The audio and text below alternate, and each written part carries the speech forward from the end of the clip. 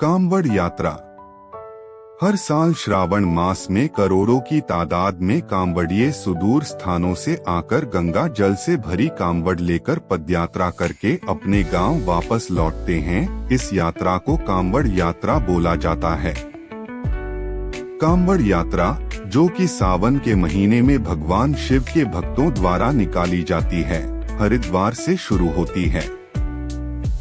इस यात्रा में भक्त गंगा नदी से जल भरकर लाते हैं और उसे अपने आसपास के शिव मंदिरों में भगवान शिव का जलाभिषेक करते हैं। ऐसे ही बाबा भोले के एक भक्त आशीष उपाध्याय ने 22 जुलाई 2016 को हरिद्वार से जल लेकर बाबा विश्वनाथ वाराणसी में 18 दिनों के पैदल यात्रा के पश्चात लगभग 1032 किलोमीटर यात्रा संपन्न कर भगवान भोलेनाथ का जलाभिषेक किया। यह आज तक की सबसे लंबी कांवड़ यात्रा में शामिल है। श्रावण की चतुर्दशी के दिन उस गंगा जल से अपने निवास के आसपास शिव मंदिरों में शिव का अभिषेक किया जाता है।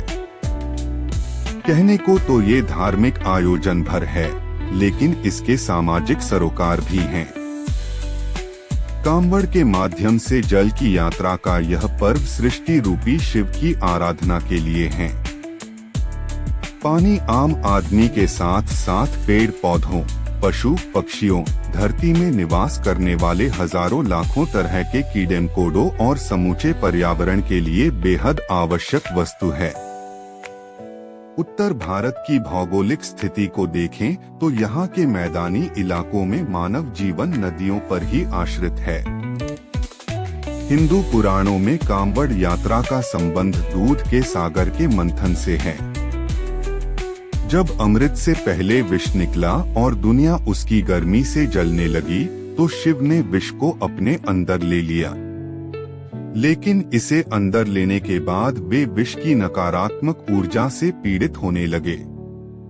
युग में शिव के भक्त रावण ने कांवड़ का उपयोग करके गंगा का पवित्र जल लाया और इसे पुरामहादेव में शिव के मंदिर पर डाला। इस प्रकार शिव को विष की नकारात्मक ऊर्जा से मुक्ति मिली।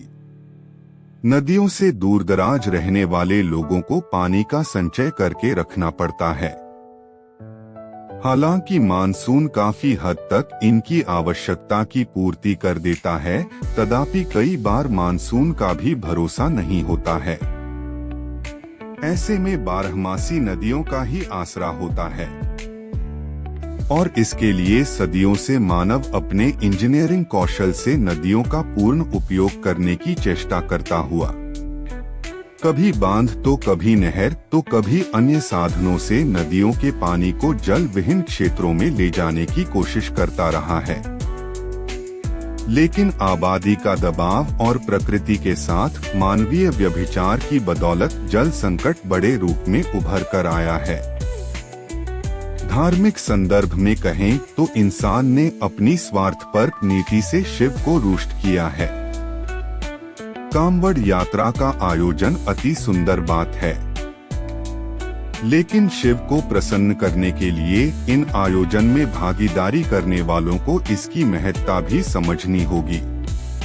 प्रतीकात्मक तौर पर कांवड़ यात्रा का संदेश इतना भर है कि आप जीवनदायिनी नदियों के लोटे भर जल से जिस भगवान शिव का अभिषेक कर रहे हैं, वे शिव वास्तव में सृष्टि का ही दूसरा रूप हैं। धार्मिक आस्थाओं के साथ सामाजिक सरोकारों से रची कांवड़ यात्रा वास्तव में जल संचय की अहमियत को उजागर करती है। कांवड़ यात्रा की सार्थकता तभी है जब आप जल बचाकर और नदियों के पानी का उपयोग कर अपने खेत खलिहानों की सिंचाई करें और अपने निवास स्थान पर पशु पक्षियों और पर्यावरण को पानी उपलब्ध कराएं, तो प्रकृति की तरह उदार शिव सहज ही प्रसन्न होंगे। एक अन्य मान्यता के अनुसार श्रवण कुमार ने अपने माता पिता को कांवड़ में बैठाकर तीर्थ यात्रा करवाई थी। नमः शिवाय। जय शिव शंकर। हर हर महादेव।